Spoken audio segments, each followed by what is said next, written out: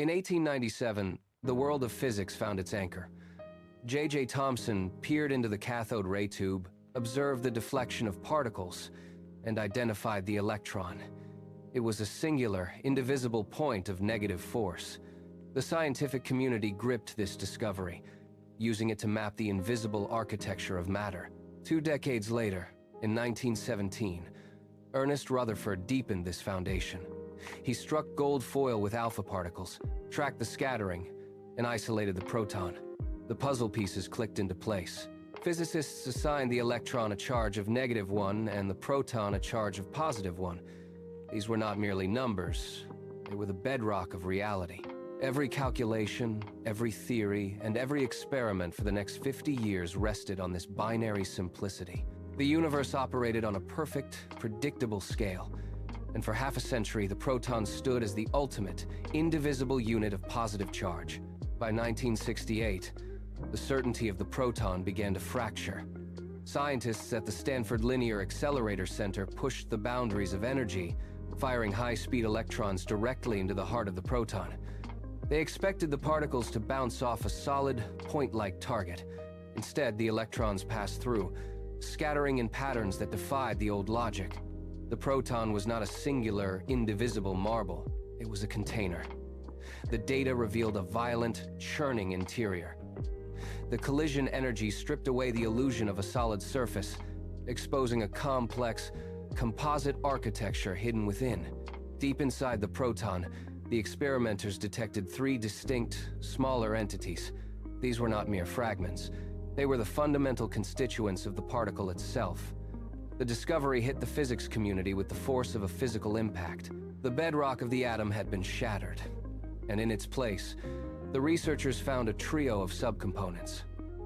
The proton was a shell, and these 3 entities, later named quarks, were the true, hidden engines of mass and charge. The binary simplicity of the past dissolved in the face of this new, layered reality. The discovery of quarks created an immediate, jarring mathematical crisis. The proton had been defined as a charge of +1 for decades, a rigid pillar of the subatomic world. Now, that total had to be divided among 3 internal components. Physicists scrambled to balance the ledger, but the numbers refused to align with the existing integer system. They tried to force the math, but the reality of the quarks demanded a new, uncomfortable language. To keep the proton at +1, they were forced to break the fundamental rule of the unit charge. They assigned the up quark a value of +2/3, and the down quark a value of -1/3. It was an awkward, messy compromise. 2 up quarks and 1 down quark summed to the required +1, while 2 down quarks and 1 up quark neutralized the neutron. This was not a natural fit. It was a forced overlay. The quantum world, which had operated on clean, whole integers since the time of Thomson, was suddenly fractured into thirds. It felt like a glitch in the architecture of nature. This fractional anomaly sat heavy in the literature, a constant reminder that the basic building blocks of matter were behaving in ways that defied logic. The persistent use of fractions felt like a bandage on a deeper wound. Physicists began to ask a dangerous question. What if the problem was not the particles, but the scale itself? For nearly a century, the electron had been the anchor, locked at -1. But if the universe was built on thirds, why were we forcing it to fit into a binary mold? A radical proposal began to circulate. In the quiet corners of research labs, it suggested that the entire system of measurement was an arbitrary artifact of historical timing. If we had discovered the quark before the proton, we would never have chosen the current scale. The tension in the scientific community grew as they considered the unthinkable, abandoning the century-old convention of the unit charge. By shifting the perspective, we could reset the entire board. Imagine the down quark as -1, the up quark as +2, and the electron as -3. In this new, integer-based architecture, the proton would resolve to a clean, solid 3. This was not just a change in notation. It was a direct challenge to the established order of physics. We were preparing to dismantle the bedrock of the atom. The math shifts, and the chaos of fractions collapses into perfect, crystalline order. By adopting this new scale, the messy decimals that plagued physics for decades simply evaporate. The proton, once a fractional anomaly, now stands as a solid, undeniable 3. The electron, previously a lonely -1, balances the ledger at -3. This is not merely a change in labels. It is the removal of a veil. Suddenly, the subatomic world stops looking like a collection of broken parts and begins to resemble a precise, deliberate design. The symmetry is startling. Every particle, every interaction, and every charge now aligns with the integer system as if it were the original language of the cosmos. The tension of the old forced convention dissolves, replaced by the clarity of a hidden architecture. The pattern does not stop at the proton. It explodes outward, tearing through the subatomic landscape like a shockwave. Look at the heart of the matter. Protons and neutrons are not random clusters. They are locked into a rigid, triangular geometry, 3 quarks bound in a permanent, stable dance. This is the first footprint of a deeper design. The architecture repeats. We observe 3 distinct types of fundamental charges: electric, color, and weak nuclear. Even the color charge, the very force that glues the nucleus together, is split into a triad: red, green, and blue. The consistency is relentless. Nature does not favor complexity, it favors the triad.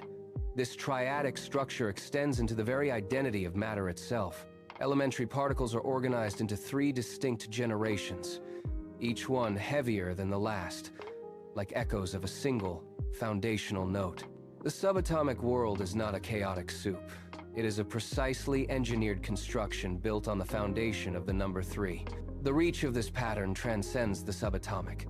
It scales upward, anchoring the very stage upon which the universe performs. We inhabit 3 spatial dimensions, a framework that dictates the movement of every object in existence. We experience 3 temporal states: the past, the present, and the future. A linear progression bound by the same triadic constraint. Even the physical world we touch is defined by 3 primary phases of matter: solid, liquid, and gas. These are not merely descriptive categories. They are the fundamental coordinates of our reality. The evidence converges. The universe itself is a grand triad of space, time, and matter. An architecture that demands this specific numerical signature to function. Every physical law, every celestial motion, and every interaction of energy is filtered through this 3-fold lens. The repetition is no longer a curiosity. It is a structural necessity. Reality is built upon a triad, a silent, persistent witness. This persistent recurrence forces a shift in perspective. If the architecture of reality is built upon a consistent, triadic signature, then the implications move beyond the laboratory. We must ask why this pattern remains absent from mainstream scientific discourse. Is it a structural necessity of the cosmos, or a symbolic signature embedded in the very fabric of nature? The data presents a challenge to our traditional understanding. When the math of the subatomic aligns with a fundamental triad, the boundary between objective science and the concepts of design begins to blur. We are no longer looking at random interactions. We are looking at a system that behaves as if it were authored. This numerical consistency demands a re-evaluation of the divide we have built between the empirical and the metaphysical. Are these inquiries merely academic curiosities? Or are they the first steps toward reconciling the physical universe with a deeper, perhaps intentional, origin? The persistent appearance of the number 3 acts as a bridge. It invites us to look past the cold mechanics of particles and consider the possibility of an underlying design. We are forced to confront the idea that the universe is not just a collection of matter, but a coherent expression of a singular, recurring principle. The mystery is no longer just about what the universe is, but why it is structured this way. Whether this pattern is a simple oversight of historical labeling or a profound clue to the origin of the universe remains an open mystery. We stand at the edge of a frontier where our current tools of measurement meet the limits of our understanding. As we continue to probe the subatomic realm, we find that the numbers do not lie, even when the theories struggle to keep pace. The repetition of the number 3 is not a coincidence that fades under scrutiny. It is a silent, persistent witness to a deeper order that science has yet to fully reconcile. It remains etched into the behavior of quarks, the stability of atoms, and the expansion of the cosmos itself.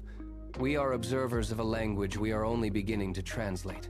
The Triad persists in the dark, in the light, and in the very laws that hold the stars in their places. This is not the end of the inquiry, but a new beginning. It is a call to look closer, to question the foundational assumptions of our reality, and to acknowledge that there is a structure beneath the surface that defies simple explanation. The universe is not silent. It speaks in a code of threes, a constant, rhythmic pulse that defines the architecture of all that is, all that was, and all that will ever be. We are left with the resonance of that truth, a mystery that invites us to keep searching, keep measuring, and keep wondering at the design that binds the fabric of existence together.